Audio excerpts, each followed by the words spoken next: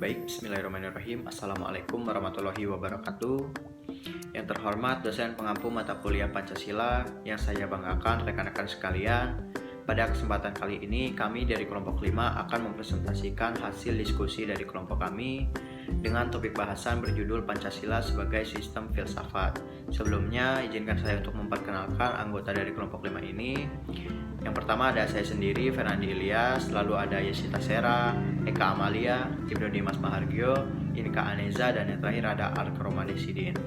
Untuk mempersingkat waktu, langsung saja ke pembahasan yang pertama yang akan dipaparkan oleh Arkroma Desidin. Padanya dipersilahkan.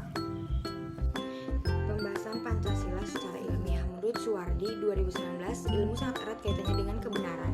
Kebenaran yang mutlak diwahyukan Tuhan kepada manusia, sedangkan kebenaran yang dicapai itu sifatnya relatif, dan di antara kebenaran relatif ini dibagi dua, ialah filsafat yang bersifat spekulatif dan ilmu atau sains yang bersifat positif. Tujuan mempelajari filsafat bertujuan untuk mengetahui Pancasila secara benar, yaitu dapat dibuktikan secara ilmiah dan yuridis formal. Pengertian Pancasila secara terminologi yang dimaksud yaitu Proklamasi Kemerdekaan tanggal 17 Agustus 1945 telah melahirkan Negara Republik Indonesia. Sila-sila Pancasila bersifat universal, artinya inti dari setiap sila tidak dibatasi oleh ruang dan waktu, sehingga bersifat abstrak dan umum. Objek Pancasila dibagi menjadi dua, yakni objek formal dan objek material.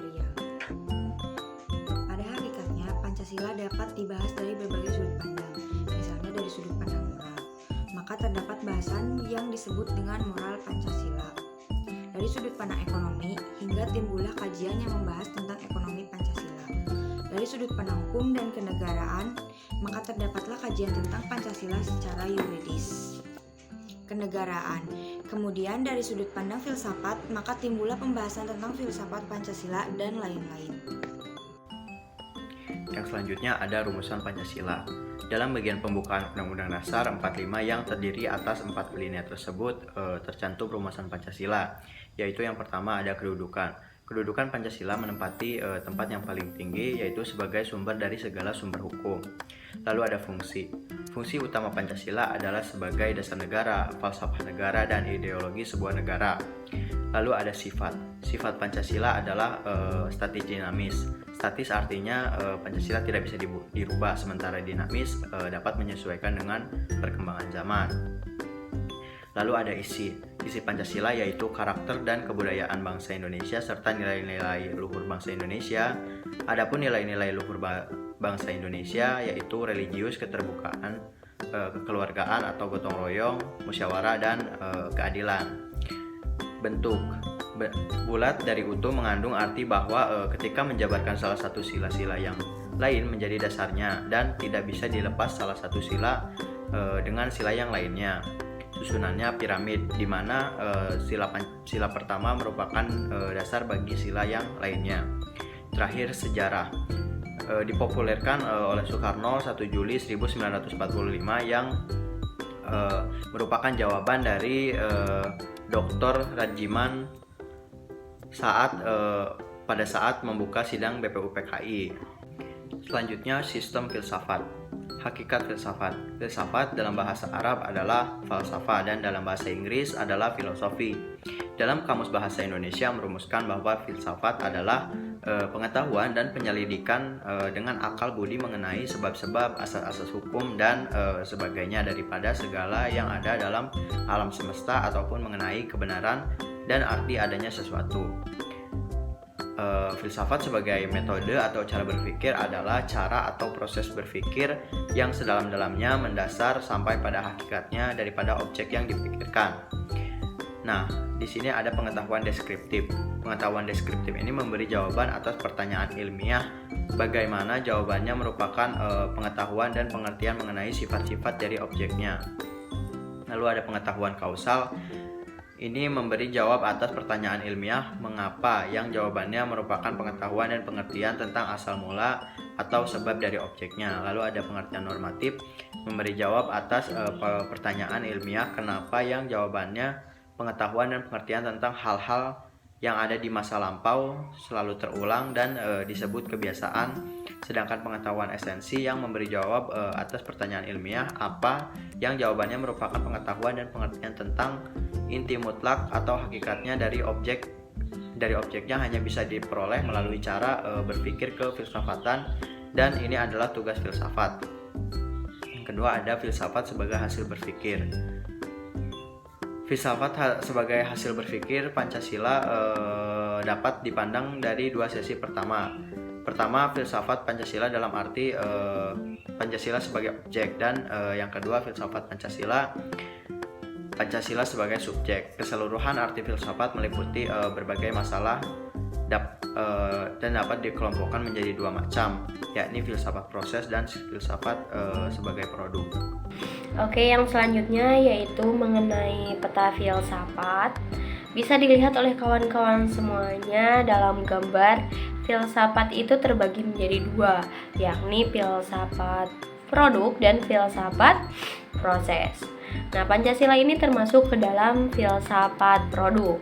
Oleh karena itu, Pancasila ini merupakan dasar etika bangsa Indonesia dalam menjalankan kehidupan berbangsa dan bernegara.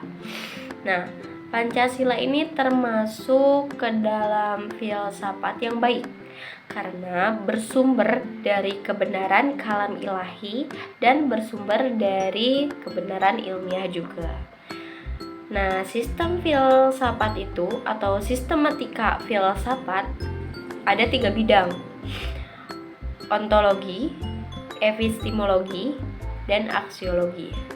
Nah, Pancasila ini termasuk ke dalam syarat-syarat filsafat tersebut. Pancasila yakni berontologi, berepistemologi, dan beraksiologi. Dan Pancasila juga itu termasuk ke dalam filsafat timur yang bercirikan dekatnya hubungan antara filsafat dan agama. Menurut para ahli bisa kawan-kawan baca. Yang pertama yaitu menurut Surya Sumantri, pokok permasalahan yang dikaji filsafat mencakup 3 segi, yakni yang disebut benar dan apa yang disebut salah atau logika, kemudian mana yang dianggap baik dan mana yang dianggap buruk atau etika, serta apa yang termasuk indah dan apa yang termasuk jelek atau estetika. Dan yang kedua yaitu menurut Gi, sebagaimana dikutip oleh Lubis, filsafat itu terbagi menjadi beberapa. Yang pertama, metafisika atau filsafat tentang hal ada. Yang kedua, epistemologi atau teori pengetahuan. Yang ketiga, metodologi atau teori tentang metode. Yang keempat, logika atau teori tentang penyimpulan. Kemudian etika, filsafat tentang pertimbangan moral. Kemudian selanjutnya estetika, filsafat tentang keindahan, dan sejarah filsafat. Dari tabel di atas dapat diketahui bahwa cabang-cabang filsafat: 1. Ontologi, cabangnya metafisika, alirannya monoteisme dan politisme. 2. Epistemologi, cabangnya metodologi dan logika, aliran rasionalisme dan empirisme. Aksiologi, cabangnya etika dan estetika, alirannya materialisme, hedonisme, romantisme, dan radikalisme. Nah, untuk skema perkembangan filsafat itu dapat dilihat langsung oleh kawan-kawan semua dalam buku Pancasila. Di sana digambarkan dalam bentuk tabel, ada skema perkembangan filsafat Yunani kuno dan abad pertengahan. Kemudian ada skema perkembangan filsafat barat modern pada abad 14 sampai abad 19. Dan yang terakhir ada skema perkembangan filsafat barat modern abad ke-20 atau kontemporer. Bukti Pancasila merupakan sistem filsafat. Istilah sistem berasal dari bahasa Yunani sistema yang mengandung arti sehimpunan bagian atau komponen-komponen yang saling berhubungan secara teratur dan merupakan satu keseluruhan. Amirin 1996. Sistem juga memiliki beberapa ciri, yakni yang pertama, bertujuan, kedua, mempunyai batas, ketiga, terbuka, keempat, terdiri dari beberapa subsistem, dan merupakan satu kebulatan yang utuh, saling berhubungan, saling berkaitan, baik internal maupun eksternal, melakukan kegiatan transformasi, mekanisme kontrol, mampu mengatur diri sendiri dan menyesuaikan dirinya sendiri. Amirin 1996.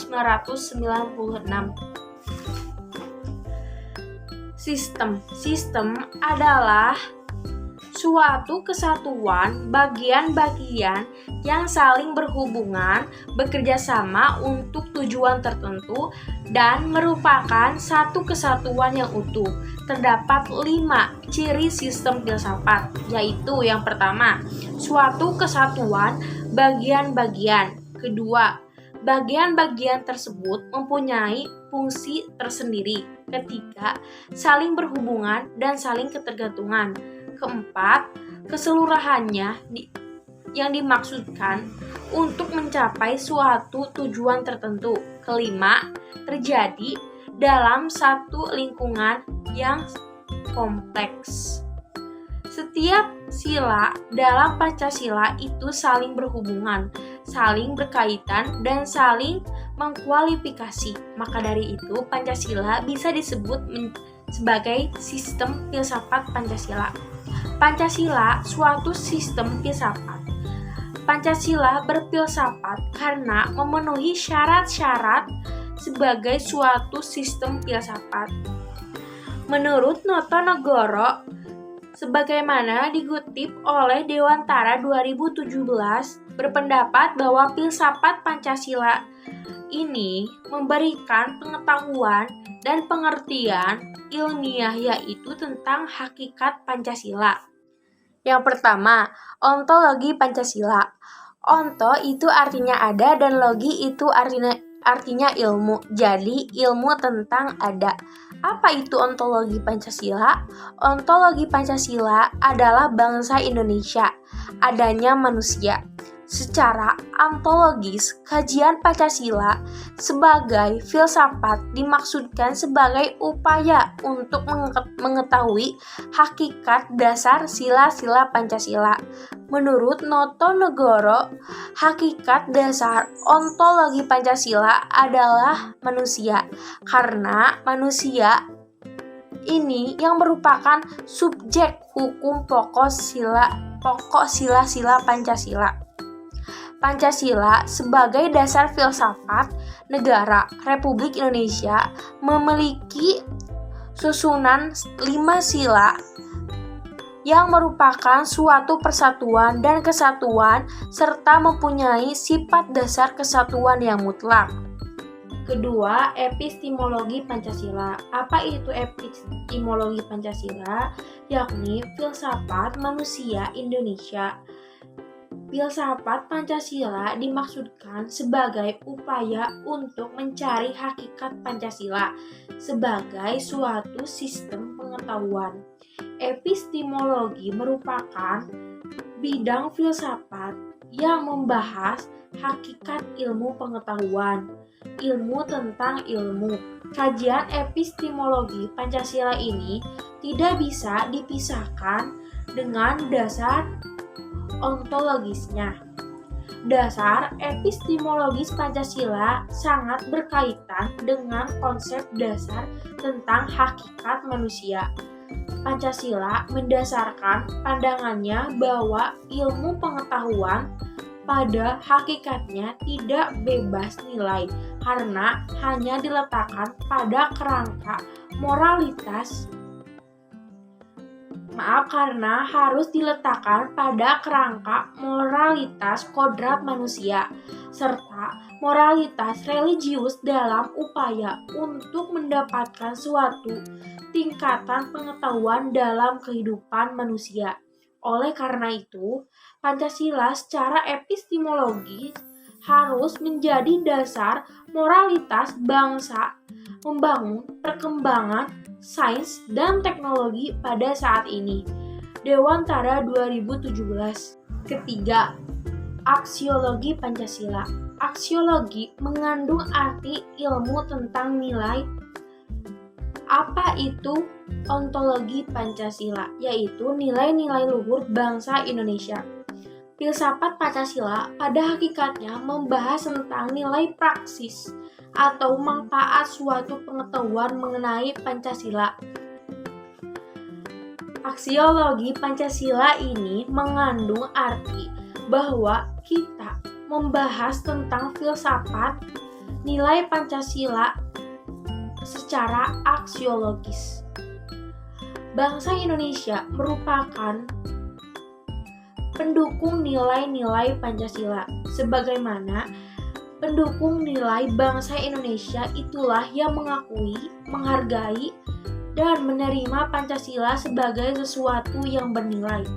Pengakuan, penerimaan, dan penghargaan Pancasila sebagai sesuatu yang bernilai itu akan nampak menggejala dalam sikap, tingkah laku, serta perbuatan bangsa Indonesia. Dewantara 2017. Baik, selanjutnya saya Inka Aneja akan memaparkan materi selanjutnya, yaitu tentang hierarkis dan piramidal Pancasila. Nah, dari gambar tersebut dapat diketahui bahwa sila pertama itu meliputi dan menjiwai sila-sila yang lainnya. Untuk sila kedua diliputi dan dijiwai oleh sila pertama, meliputi dan menjiwai sila-sila yang lainnya. Untuk sila yang ketiga diliputi dan dijiwai sila pertama dan kedua, dan juga meliputi dan menjiwai sila-sila yang lainnya. Sila keempat diliputi dan dijiwai oleh sila pertama, kedua, dan ketiga, dan juga meliputi dan menjiwai sila-sila yang kelima. Dan sila yang kelima itu hanya diliputi dan dijiwai oleh sila yang lainnya. Baik, untuk selanjutnya yaitu tentang pentingnya Pancasila sebagai sistem filsafat. Yang pertama, Pancasila sebagai genetipus subjektivus dan genetipus objektivus. Pancasila sebagai genetipus objektivus artinya nilai-nilai Pancasila dijadikan sebagai objek yang dicari landasan filosofinya berdasarkan sistem-sistem dan cabang-cabang filsafat yang berkembang. Dan Pancasila sebagai genetipus subjektivus artinya nilai-nilai Pancasila itu dipergunakan untuk mengkritisi berbagai aliran filsafat yang berkembang, baik untuk menemukan hal-hal yang sesuai dengan nilai-nilai Pancasila maupun untuk melihat nilai-nilai yang tidak sesuai dengan prinsip dalam nilai-nilai Pancasila. Selanjutnya yang kedua, tantangan Pancasila sebagai sistem filsafat. Munculnya kapitalisme atau aliran yang meyakini bahwa kebebasan individual pemilik modal untuk mengembangkan usahanya dalam rangka meraih keuntungan yang sebesar-besarnya, dan salah satu bentuk tantangannya yaitu meletakkan kebebasan individual secara berlebihan sehingga dapat menimbulkan berbagai dampak negatif seperti monopoli, gaya hidup komensarisme, dan lain-lain. Selain itu, munculnya juga komunisme yang mendominasi negara yang berlebihan sehingga dapat menghilangkan peran rakyat dalam kehidupan bernegara. Untuk yang ketiga ini hakikat atau esensi Pancasila sebagai sistem filsafat. Hakikat sila ketuhanan terletak pada keyakinan bangsa Indonesia bahwa Tuhan sebagai prinsip utama dalam kehidupan semua makhluk. Hakikat sila kemanusiaan adalah manusia itu monopluralis yang terdiri atas 3 monodualis, yaitu susunan kodrat atau jiwa raga, sifat kodrat atau makhluk individu ataupun sosial, kedudukan kodrat, makhluk pribadi yang otonom dan makhluk Tuhan, dan juga hakikat sila persatuan, yaitu terkait dengan semangat kebangsaan. Untuk hakikat sila kerakyatan terletak pada prinsip musyawarah. Dan hakikat sila keadilan terwujud dalam 3 aspek, yaitu keadilan distributif atau bersifat membagi dari negara kepada warga negara, keadilan legal atau kewajiban warga negara terhadap negara, dan keadilan komunikatif atau keadilan antar sesama warga negara. Sekian dari saya. Terima kasih. Baik kawan-kawan semuanya, selanjutnya yaitu kesimpulan mengenai materi pada kali ini, bahwa Pancasila itu merupakan sistem filsafat yang memenuhi syarat-syarat sistem filsafat. Jadi setiap sila dalam Pancasila itu berhubungan, saling berkaitan, dan saling mengkualifikasi. Bukti bahwa Pancasila itu memenuhi syarat-syarat filsafat, yang pertama berontologi, yang kedua berepistemologi, dan yang ketiga itu beraksiologi. Nah, tujuan kita mempelajari filsafat diantaranya untuk mengetahui Pancasila secara benar dan dapat dibuktikan secara ilmiah dan yuridis formal.